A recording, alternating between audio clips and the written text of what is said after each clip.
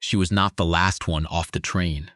That was the man ahead of her, a heavy-set fellow with a trunk too large for one person, who took his time on the steps, while the conductor watched with the particular patience of someone who had learned not to argue with luggage. She stepped around him on the platform and stood in the open air of a town she had never seen, and tried to get her bearings. The station was a single room with a wood stove and a bench along one wall. Outside, the main street ran east toward a grain elevator and west toward what looked like a church steeple, though she couldn't be certain from where she stood. The mountains were behind her. She had not expected the mountains to be so close. She had the advertisement folded in her coat pocket. She did not take it out. She had read it enough times that she knew the words the way you know the words to a hymn you've sung since childhood, not because you love them, but because they have simply become part of you. Widower, 41. Timber operation north of Pincher Creek. 2 children, boy and girl, 8 and 6. Seeks capable woman, no nonsense. References preferred. She had references. She had come a long way. The man who met her at the station was not the widower. He was a hired hand named Fergus, red-faced and apologetic, who said the boss had a tree come down across the access road that morning and couldn't get away. He took her bag before she could protest and loaded it into the back of a wagon that smelled of pine resin and wet dog. There was, in fact, a dog, a lean brown thing with one ear that stood up and one that lay flat, who sniffed her hand when she offered it and then looked away apparently satisfied. "How far?" she asked. "Hour and a bit," Fergus said. "Maybe less if the creek's down." It was not down. They crossed it at a ford that came to the wheel hubs, and Fergus kept up a steady stream of commentary the entire way. About the weather, about the road, about a neighbor named Silas Ford, who had put up a new fence in the wrong place and started a dispute that was apparently still ongoing. She listened without contributing.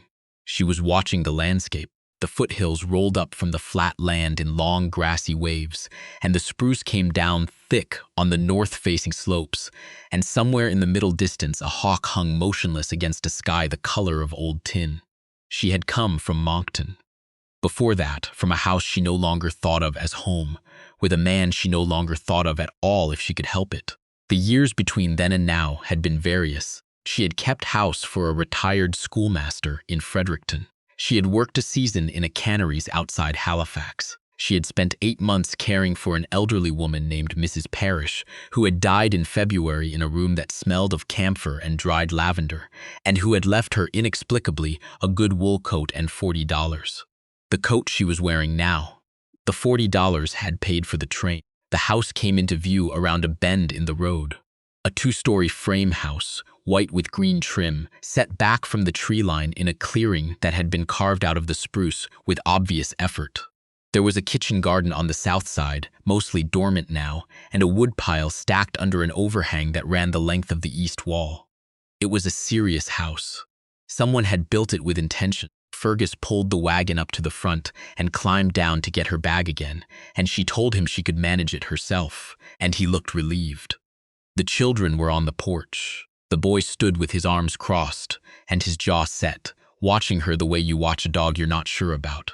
The girl was smaller than she'd expected for 6, and she had her brother's same watchful look, though on her it read more as curiosity than suspicion. They were both dark-haired, both wearing clothes that were clean but not recently ironed. "You're the woman from New Brunswick," the boy said. "I am," she said. "Papa said you might not come." "Well," she looked at him steadily. "Here I am." The girl reached out and touched the sleeve of her coat. Just once, lightly with 2 fingers, and then pulled her hand back. Inside, the house was tidier than she'd expected from a man raising 2 children alone through a timber season. The kitchen was cold, but not dirty.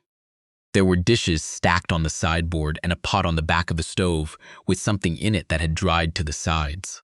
The table had a cloth on it, slightly crooked. Someone had made an effort. She found the woodbox empty and filled it herself from the pile outside before the children had finished showing her where everything was. The girl, whose name was Petra, took this as an invitation to follow her back and forth on the woodpile trips, narrating each piece of wood with an earnestness that was almost formal. "That one has a knot. Papa says knots burn slower. That one's good. That one, Cody split himself." She pointed at her brother. Cody did not confirm or deny this. The stove was going by the time she heard the truck on the road.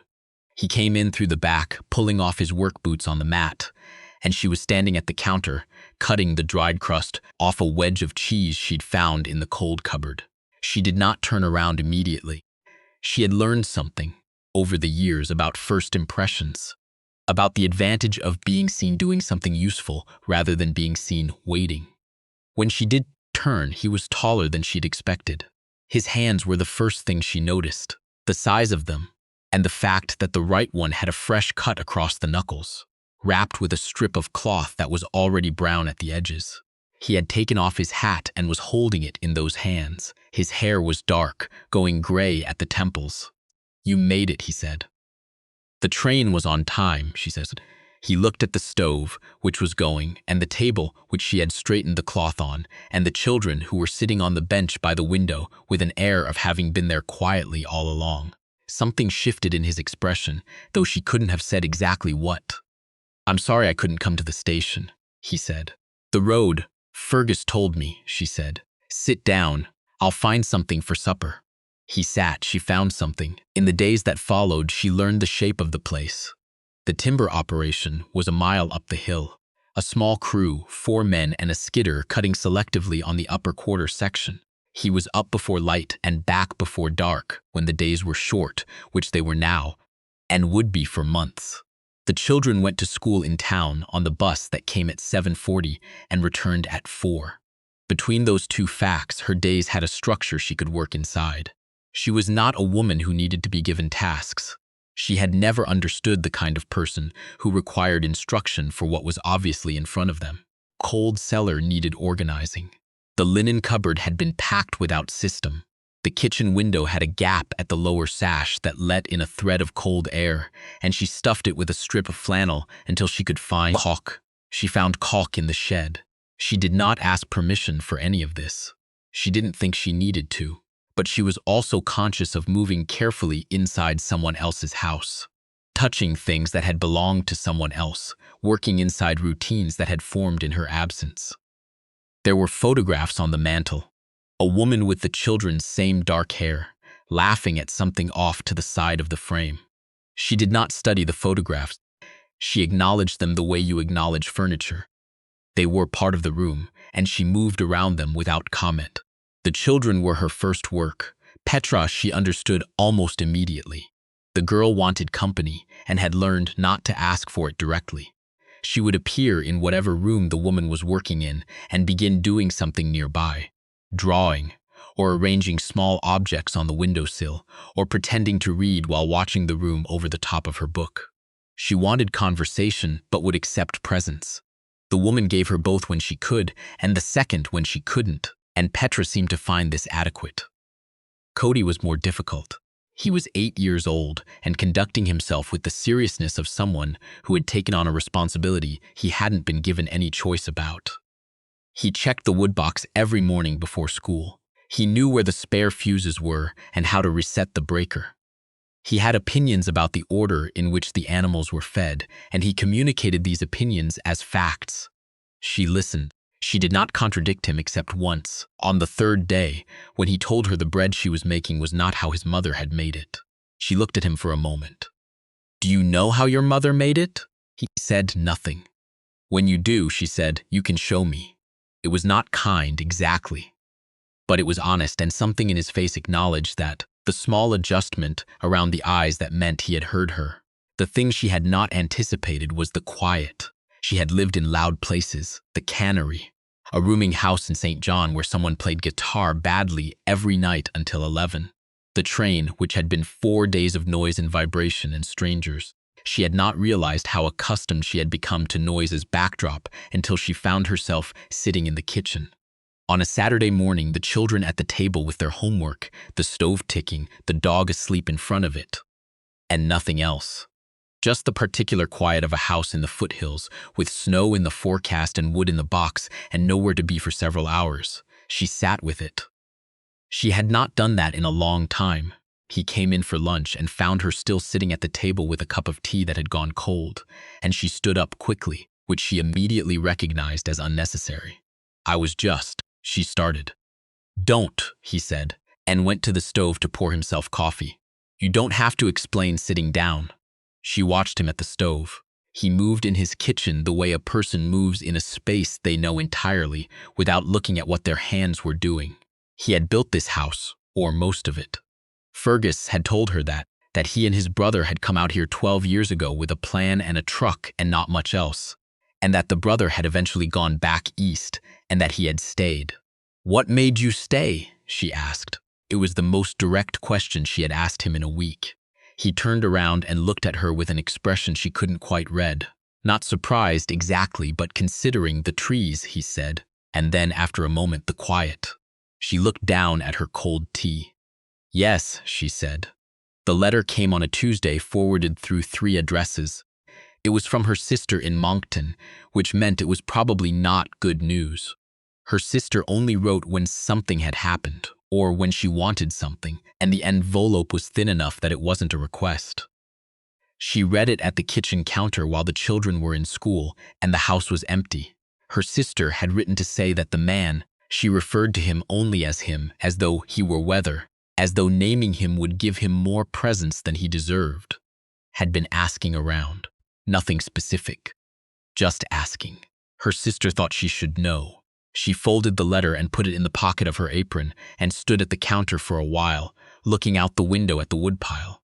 She had not told anyone here about that. There was nothing to tell, technically.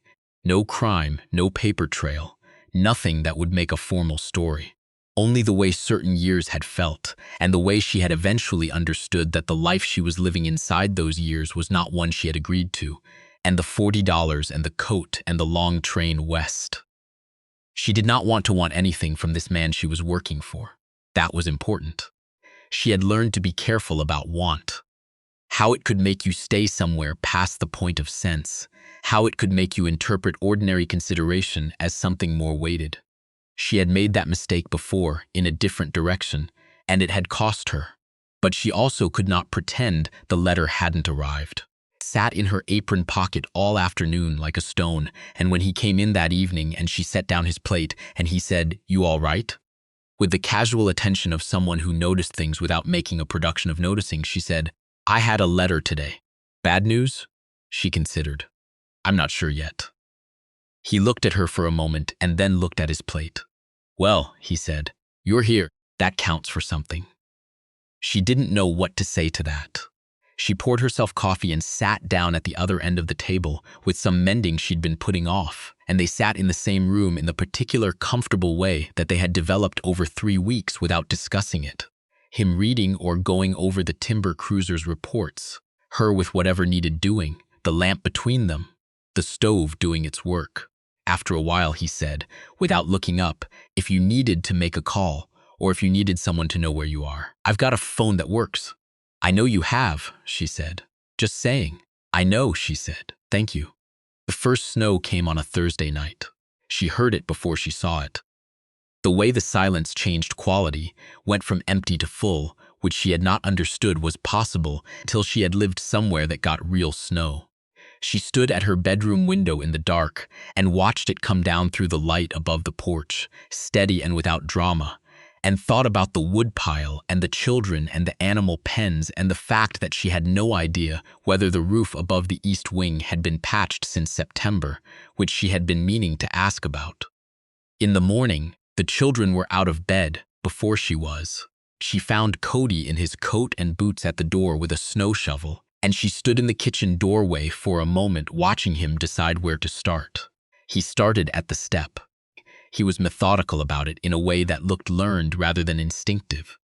Someone had shown him how to do this, had told him to start at the step and work outward. And he was following those instructions with the faithfulness of someone who understood that instructions were a form of care. She made oatmeal and called him in before he'd finished. He came without argument, which surprised her. He left the shovel upright in the snow, the way you leave something you intend to return to. When he sat down at the table, she noticed his hands were red from the cold. "Do you have mittens?" she asked. "I have gloves," he said. "Where are they?" He didn't answer. She went upstairs and looked in the first place she could think of, which was the floor of his closet, and found them under a library book that was 3 weeks overdue. She brought them down without comment and set them beside his bowl. He pulled them on without looking at her. But he pulled them on. She told him about it that evening. Not about the man in Moncton specifically, but enough. She told him the way you tell someone when you've decided to trust them, not with everything, but with the part that matters for right now. They were sitting in the kitchen after the children were in bed, which had become a kind of accidental habit. The two of them with coffee or tea, the day settling around them. She said she had left a situation in New Brunswick that hadn't been safe. She said she was not being dramatic by calling it that. She said she didn't expect that it would follow her here, but she thought he should know that she had come for a reason beyond the advertisement. He listened. He did not ask her to say more than she had said. He did not offer her pity, which she had been afraid of. The particular softening in the face that meant someone had decided you were fragile, which she wasn't. He just sat with what she'd told him and was quiet for a moment, and then he said, "The road comes out one way. I'm up here every day. And Fergus has a good eye." It was a practical statement. It was the kindest thing anyone had said to her in a long time. "I'm not asking you to protect me," she said. "I know," he said. "I'm just telling you how the road works." She looked at her cup. The dog had come in at some point and settled itself against her foot, and she had stopped noticing its weight there, which meant it had been a while. "Cody left the mitts on," she said. He looked up. "I found them under a library book," she said. "The book's overdue." Something moved through his expression, not quite a smile, but close, and not quite grief, but close to that too. His mother used to find his things under other things, he said. He's been doing it since he could walk. The library will want the book back. It's a 12-cent fine per week. I'll handle it. They sat for another while. She finished her tea. "I'll stay through winter," she said. It wasn't what she had meant to say. She had meant to say something more conditional. If things stay as they are, or barring anything. But what came out was the plain version. He looked at her steadily. "All right," he said. Winter in the foothills was not what she had expected. She had grown up with maritime winters, wet and gray, the cold that soaked into things, the ice that formed on every surface by November and stayed until April. This was different, colder at the bottom of the thermometer, but also brighter, with a quality of light on snow that made her understand why people painted landscapes. The sky on a clear day went a blue she had no name for. The mountains to the west caught the afternoon light and held it long past the time the valley had gone gray. She took to going out after supper on the clear evenings, just to look at it. Not for long, 10 minutes, 15. Before the cold reached her properly, she stood at the edge of the clearing where the spruce began and looked west. And sometimes Petra came with her and stood beside her and said nothing, which was unusual for Petra. The mountains seemed to have that effect on people. She was out there one evening in January when she heard him come up behind her. She didn't turn around. She heard him stop a few feet away, and then they both stood looking at the same ridge going pink in the last of the light. "Fergus said a rig from Alberta stopped at the road last week," he said. Turned around when he waved. She kept her eyes on the ridge. "What kind of rig?" "Dark blue half-ton, Alberta plates," she breathed out. The breath went white in the cold air. "He might be nothing," she said. "He might," he said. She thought about it. She thought about the man who had taught her what certain kinds of nothing looked like. The particular shape of a threat that presented itself as concern, the way a question could be a door being tested. She thought about the letter in the apron pocket which she had eventually burned in the wood stove on a Tuesday morning, watching it curl. "I'll tell you if it happens again," she said. "I know you will," he said. She turned and looked at him. He was looking at the ridge. His breath was white too. He had come out without his hat, which seemed unlike him, and his hair was dark against the last of the light. I noticed. It's -20. I've lived here 11 years, he said. I know what it is." She almost laughed. She did not, but it was close. She turned back to the ridge. "Thank you," she said, "for what you said." "About the road, roads run both ways," he said. "You can also leave whenever you want. That's not nothing either." She looked at him again. He was still watching the mountains, but his jaw had a set to it that suggested he had meant that more carefully than it sounded. "I know," she said. They stood there until the ridge went gray. Spring came slowly, the way it does in the foothills, not arriving so much as seeping in. A day of warmth followed by a week of frost followed by mud so deep it swallowed boot tops. And then one morning in April, the smell of something green underneath all the cold, and the meadowlarks back on the fence posts. Petra had taken to sitting with her in the kitchen in the evenings, drawing elaborate maps of countries that did not exist, narrating their geographies with total confidence. The countries always had mountains and rivers, and at least one castle. Sometimes there was a town called something like Middleborough or Fernhaven. She asked the woman to name the towns, and the woman named them without overthinking. She said the first thing that came to her, which was usually a place she had been or read about, and Petra wrote the names in careful block letters and then drew a road between them. Cody had developed a habit of coming into the kitchen on weekend mornings and standing near the counter while she made breakfast, not asking for anything, not saying much. Once he asked her what kind of pan she used for eggs, and she told him, and he went away satisfied. Once he told her the skidder had broken a hydraulic line and it was going to cost $700, with the weight of someone who felt the cost of things. She said that was a lot, and he nodded, and they both looked at the pan of eggs. She had written back to her sister in March. Not much. Just enough to say she was settled, she was well, she was somewhere the road was long and visible. She did not give the address. Her sister knew how to find her if she needed to. On a Wednesday afternoon in late April, she was in the kitchen garden with Petra, working out the beds that had been left rough from fall.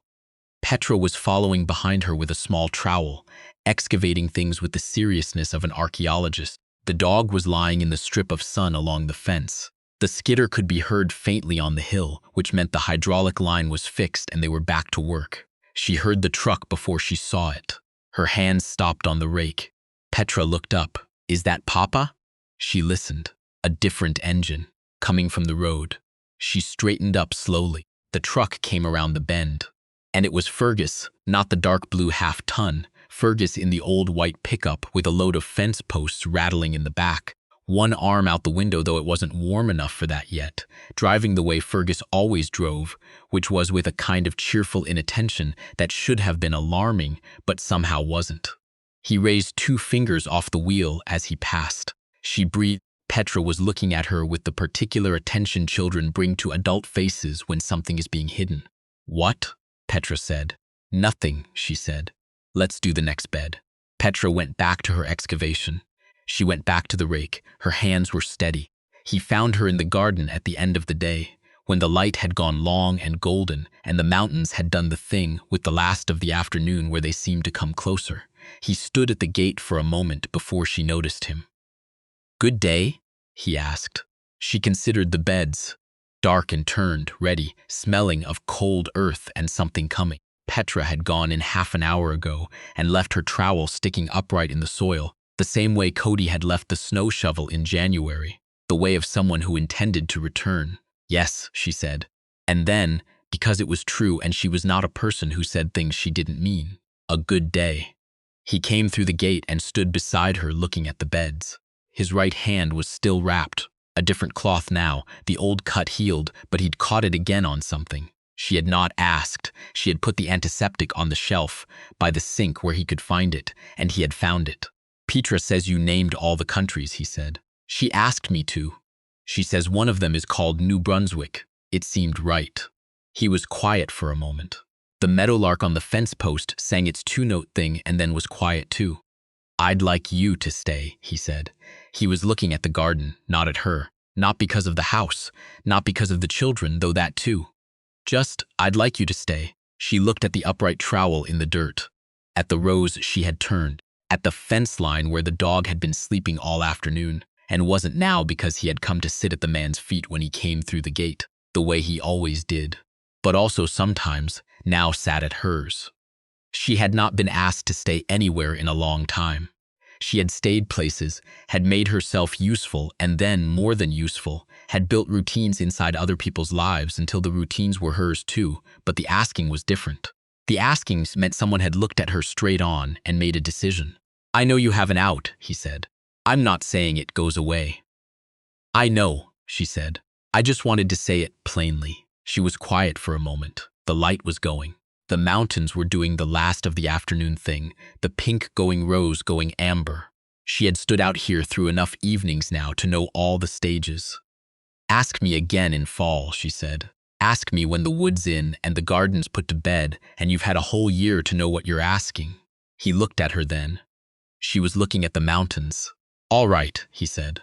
The meadowlark did its 2 notes again, somewhere farther off now, moving along the fence line toward the trees.